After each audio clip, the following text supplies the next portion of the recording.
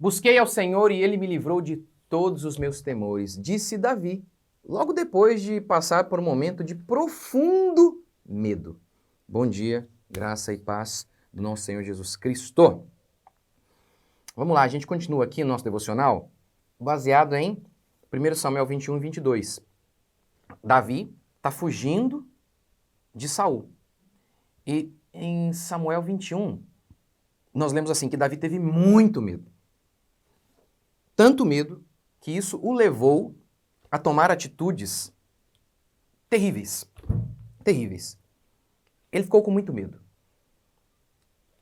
Agora a gente lê isso aqui, ó. Salmo 34:4. Se vocês quiserem abrir aí. Busquei ao Senhor e ele me respondeu. Livrou-me de todos os meus temores. Quando ele escreveu esse salmo aqui, ó? Livrou-me de todos os meus temores. Quando? Quando ele narrou isso? O subtítulo aí da sua Bíblia deve ter alguma coisa assim, ó. Salmo de Davi quando se fingiu de louco na presença de Aimeleque. Ou seja, é exatamente o texto de 1 Samuel. Que fala que Davi, 1 Samuel 21 e 22, em que Samuel se finge de louco porque estava com medo. Ele ficou com tanto medo que ele começou a arranhar as portas e babar, fingindo-se de louco. É nesse contexto de muito medo, em que o autor diz ele sentiu muito medo, que esse salmo é escrito, ó. Busquei ao Senhor e ele me respondeu. Ele me livrou de todos os meus temores. Primeiro eu queria falar o seguinte, é impressionante como que os pastores, eles leem de maneira errada as coisas. Eu já expliquei aqui, não? A Bíblia tem passagens descritivas e passagens normativas. Como assim? Lembra aquela passagem, eu acho que é Samuel mesmo. Saul. Samuel já havia morrido e ele foi consultar Samuel. E aí apareceu Samuel para ele. As pessoas falam, nossa, mas a necromancia, consultar mortos, é pecado. E aí a Bíblia está mostrando isso aqui, meu Deus, a pessoa fica em choque. Ela fala, ué, é proibido, mas como é que a Bíblia descreve isso? Porque ela está apenas descrevendo. Isso é uma passagem descritiva. Assim como a Bíblia descreve mentira, a Bíblia descreve pessoas mentindo, a Bíblia descreve pessoas matando. Isso é uma passagem descritiva, não é normativa. Davi adulterou. Isso é uma descrição. Significa que nós devemos imitar Davi? De forma alguma. Por que eu estou falando de tudo isso? Muitas vezes as pessoas citam um exemplo de Elias, que Elias ficou deprimido. De acordo nem com a psiquiatria ele ficou, tá? Nem de acordo com a psicologia. Porque ele ficou um dia triste. De acordo com a psicologia, com o DSM, tem que ficar 2 semanas em profunda tristeza para então ser diagnosticado como doente, depressivo. Nem de acordo com a psicologia, Elias está deprimido. Nem de acordo com a psicologia. Mas os pastores citam Elias que ficou deprimido. Para quê? Por que eles citam isso? Por que eles fazem isso? Para justificar muitos pastores que estão lá. Pastores e crentes que entraram no quarto e não saem mais. Isso é muito errado. Isso é muito errado. Não é assim que a gente deve ler a Escritura. Porque veja bem, Davi aqui, a gente vê Davi com medo. A gente lembra do Davi que lutou contra Golias sem medo algum, e agora a gente está vendo aqui um Davi, uma faceta, outra faceta de Davi, um Davi com muito medo. Por que essa história está aqui? Como que a gente deve ler essa história? Essa história está aqui para que a gente se lembre, olha, se até Davi foi assim, rapaz, se até Davi, que era brabo, ele fraquejou, quanto mais nós não devemos buscar muito mais a Deus. É assim que você deve ler. Se até Davi, que era muito corajoso, ele fraquejou, isso mostra o quanto que eu preciso mais ainda de Deus. Você leria a história do adultério de Davi para ficar relaxado? Ah, já que Davi adulterou, né? Ou a história é justamente o contrário. Se até Davi fez isso, nossa, quanto mais eu devo tomar muito mais cuidado e ficar muito mais longe do pecado. Mas é impressionante como que até pastores, para justificar o seu pecado, eles pegam e interpretam o texto de maneira errada. Eu, por exemplo, já falei várias vezes que a ansiedade é pecado. Aí eles dizem, que isso, mas o fulano de tal é homem de Deus e ele ficou ansioso. E daí? Ele é Jesus? Ele é Deus? Ele pecou. Eu já fiquei ansioso várias vezes. Ora, estou sempre suscetível a ficar de novo.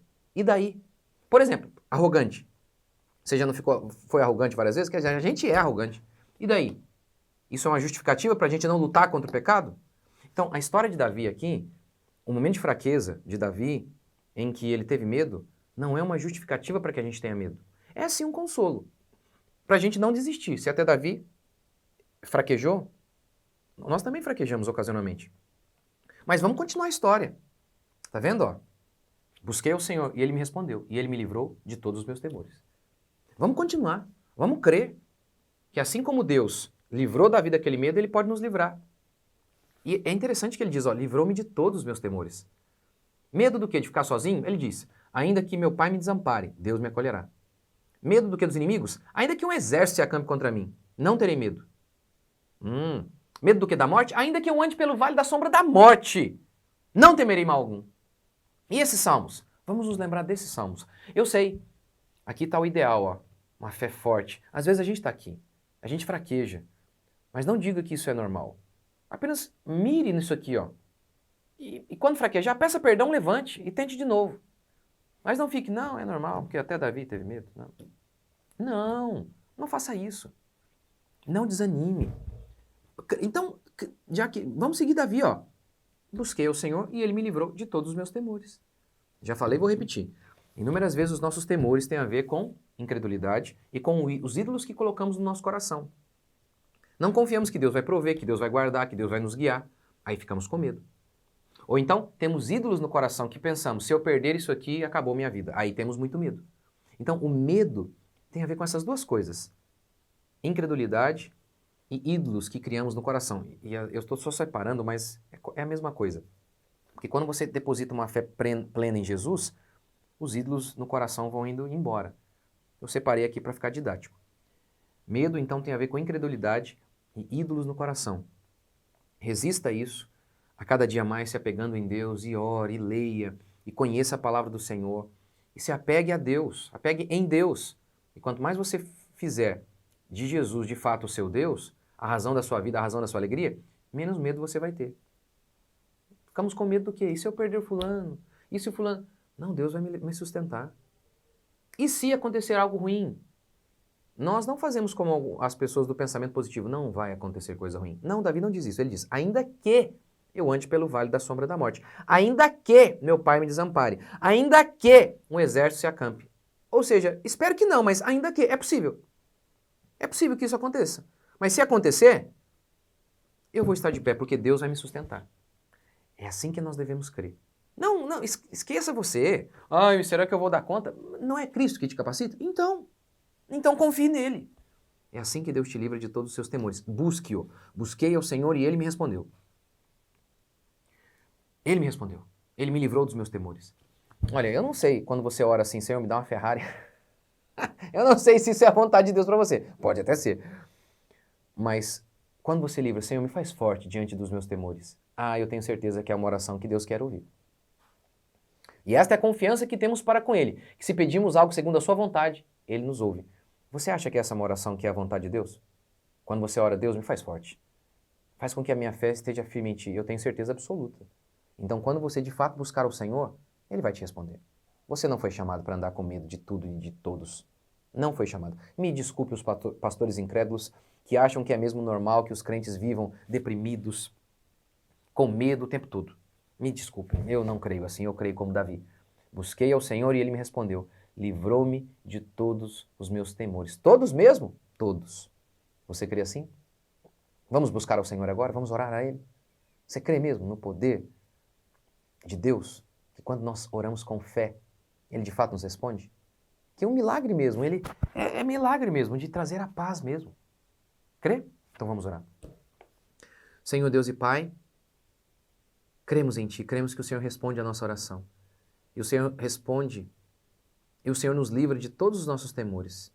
O medo da crise financeira, o medo da solidão, o medo da vergonha, o medo de tudo. O Senhor nos livra de todos os nossos temores, o Senhor cuida de nós. O Senhor há de nos guiar, há de nos iluminar, há de mostrar o caminho pelo qual devemos seguir. Nós não precisamos temer a nada e nem a ninguém, somente a Ti. Que o Senhor nos guie a cada dia, que o Senhor nos livre do mal. E aqueles que estão me ouvindo agora e que estão Te ouvindo, Senhor, que estão com medo, angustiados, que a paz do Senhor, que excede todo entendimento, possa guardar o coração dos meus irmãos. Onde quer que eles estejam, não importa o que eles estejam enfrentando. Que Teu Espírito Santo, que é o Consolador, venha sobre eles, venha sobre mim, venha sobre nós. Te agradecemos por mais uma semana, pedimos que a Tua bênção esteja sobre nós, que o Teu cuidado esteja conosco, porque o Senhor responde o Teu povo. Nós oramos e Te agradecemos, em nome de Jesus. É isso aí, gente. Valeu, até a próxima.